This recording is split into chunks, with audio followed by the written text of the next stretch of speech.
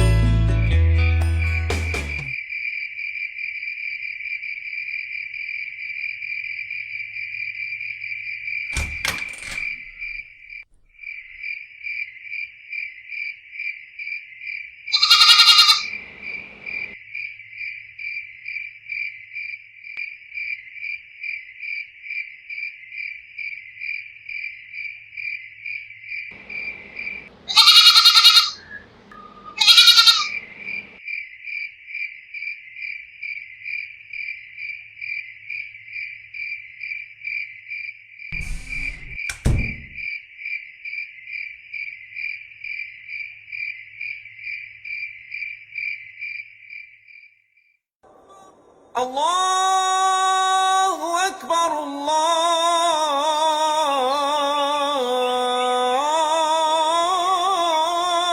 अकबर।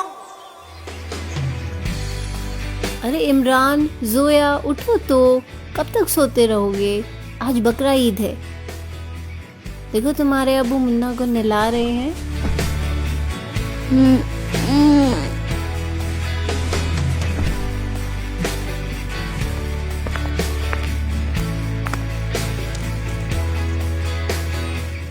बेगम मैं चलता हूँ, मुन्ना को हलाल करवा लाऊं, नहीं तो उस्मान भाई की दुकान पर गर्दिश हो जाएगी। मुझे इजाजत दीजिए। ठीक है जी, संभल कर जाना। खुदा हाफिज। अम्मी, अब्बू मुन्ना को कहाँ लेकर जा रहे हैं? बेटा, तुम्हारे अब्बू मुन्ना को हलाल कराने के लिए लेके जा रहे हैं। आज बकरा ईद जो है।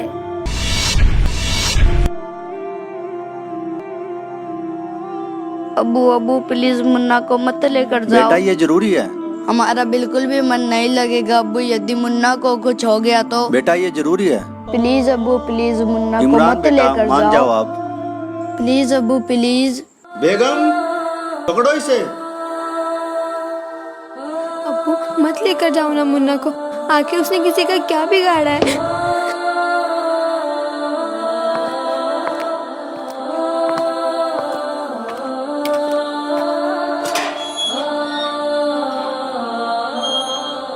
अम्मी मुन्ना को मत जाने दो। प्लीज अम्मी, मुन्ना को बचा लो, प्लीज अम्मी।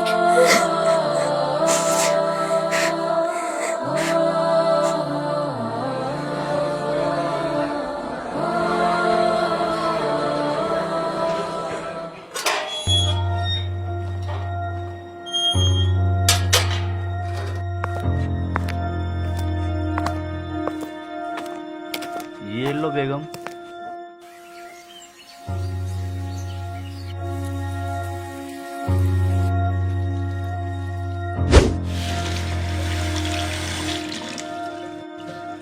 इमरान, जोया, बेटा आ जाओ, खाना खा लो। ना अच्छा गोश्त बना है। आ जाओ बेटा।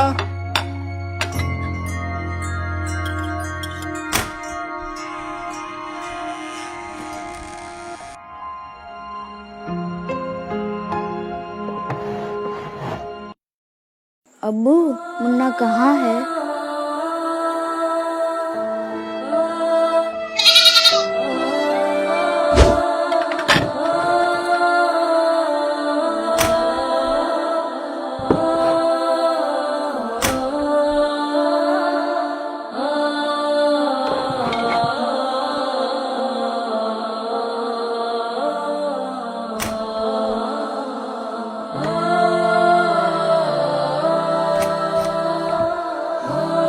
बेटा, खाने से ऐसे उठकर नहीं आते। अल्लाह नाराज हो जाते हैं। चलो इमरान, खाना खा लो, उठो बेटा। चलो जोया, खाना खा लो बेटा, उठो। नहीं अब्बू, हम मुन्ना के गोश्त को नहीं खा सकते। हमें खाना नहीं खाना अब्बू, खाना नहीं खाना। बेटा ये तो अल्लाह का फरमान है। अल्लाह ने उसे जमीन पर हलाल होने के लिए ही भेजा था, उसे तो हलाल होना ही था। अब्बू क्या बिगाड़ा था मुन्ना ने आपका, कितना प्यारा था वो। माफ करना अब्बू, यदि कोई कल को हमें हलाल करे या कुछ कहे तो आप क्या करोगे? हाँ, कोई हाथ तो लगा कर दिखाए तुम्हें, हराम खोद के टुकड़े टुकड़े कर दूंगा। तो फिर अब्बू, आपने बगैर किसी कसूर के मुन्ना को क्यों हलाल करवा दिया? वो भी तो किसी का बच्चा था ना। अब्बू आप तो कहते थे कि कीड़ी से लेकर हाथी तक सभी उस एक अल्लाह के ही बच्चे हैं, तो फिर क्या वो मुन्ना उस अल्लाह का बच्चा नहीं था जिसे आपने हलाल करवा दिया? अब्बू, आपने अल्लाह के बच्चे को हलाल किया है, अल्लाह क्या सजा देंगे आपको इसकी?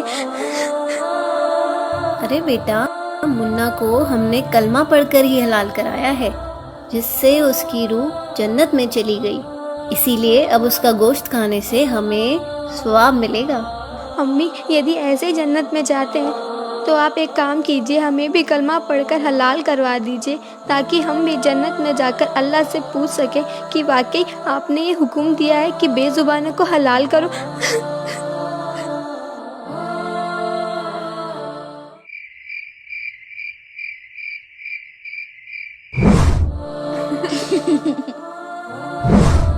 अब्बू अब्बू प्लीज मुन्ना को मत लेकर जाओ। बेटा ये जरूरी है। हमारा बिल्कुल भी मन नहीं लगेगा अब्बू, यदि मुन्ना को कुछ हो गया तो। बेटा ये जरूरी है। प्लीज अब्बू प्लीज मुन्ना को इमरान मत बेटा, लेकर मान जाओ जाओ। आप।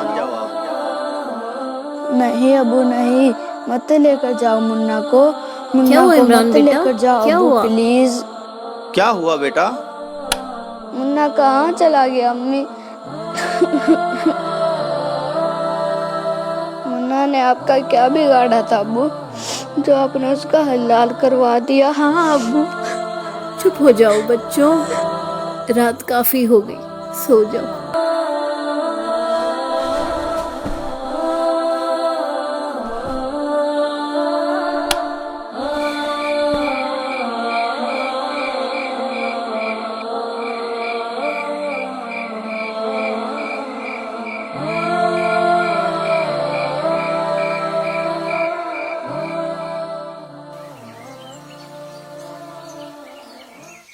अच्छा बेटा, मैं जा रहा हूँ। बेगम मैं जा रहा हूँ। अस्सलाम वालेकुम।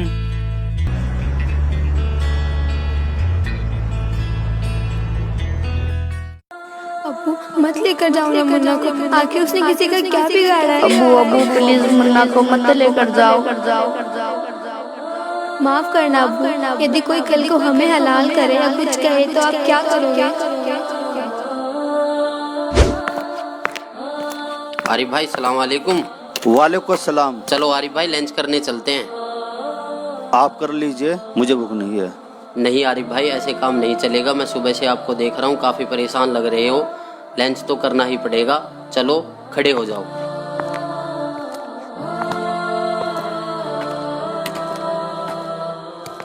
आओ आरिफ भाई बैठो। हाँ तो आरिफ भाई बताओ, क्या बात है? सुबह से काफी परेशान लग रहे हो। कुछ नहीं शहजाद भाई, कल बकरा ईद थी ना।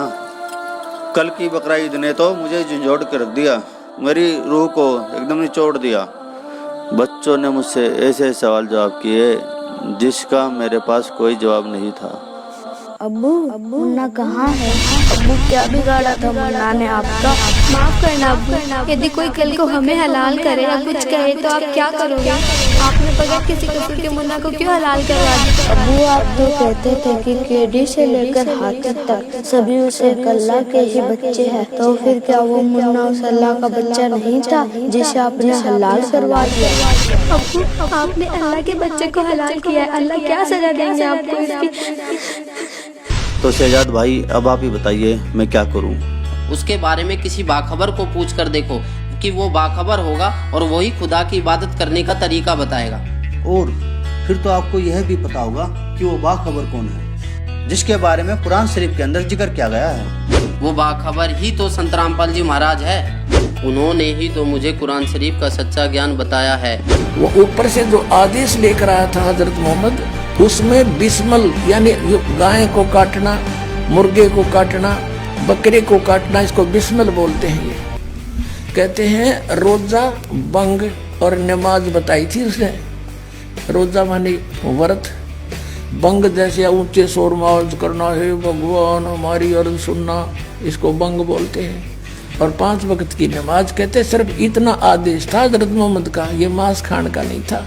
ये तो बाद में किसी फरिश्ते ने किसी में प्रवेश करके ये बकवाद गढ़ रखी है, उसने कभी नहीं कहा कि नबी मोहम्मद नमस्कार है राम रसूल कहाया, 1,80,000 को सौगंध जिन नहीं करद चलाया। कबीर परमात्मा कहा करते थे कि तुम जिन महापुरुषों का नाम लेकर मांस खाते हो, गायें काटते हो, हत्याएं करते हो, मुर्गा काटते हो, बकरा काटते हो, भगवान ने कितना अच्छा आपको आहार दे रखा, काजू किस्मत सेब संतरे, और नहीं तो ये बाजरा ज्वार गेहूं चने चावल कुछ भी खाओ, ये अड़ंगा क्यों खाते हो? तुम्हारे नबी ने हजरत मोहम्मद ने कभी किसी की हिंसा नहीं की।